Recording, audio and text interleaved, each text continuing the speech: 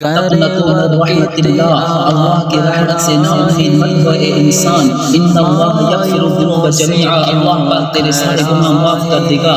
تیرے آنے کی دیر ہے، اللہ کی رحمت میں کوئی بھی دیر نہیں۔ تم رو کر اپنے رب تعالیٰ کو پکارو تو صحیح، اللہ تمہیں جی کر کے جواب دے گا۔ تم اپنا خالی دامن اللہ کے پاس لے کر آؤ تو صحیح، اللہ تمہاری جھولی اپنی رحمت سے بھر دے گا۔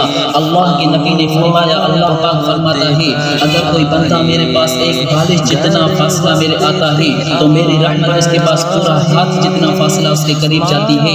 اگر میرا بندہ ایک ہاتھ جتنا فاصلہ میرے پاس آتا ہے تو میری رحمت اس سے 10 گنا زیادہ اس کے قریب جاتی ہے۔ اور اگر میرا بندہ میرے پاس آہستہ سے آتا ہے تو میری رحمت اس کے پاس دوڑ کے جاتی ہے۔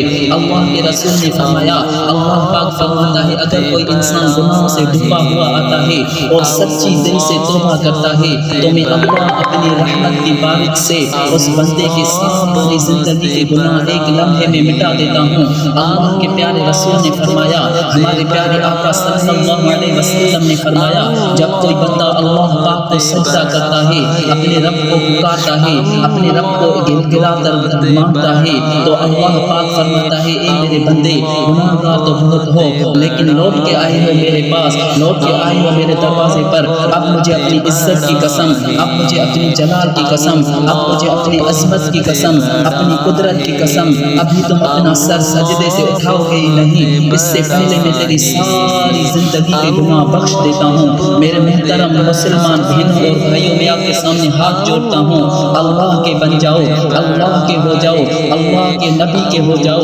اللہ کے نبی کے سنت اپنا لو۔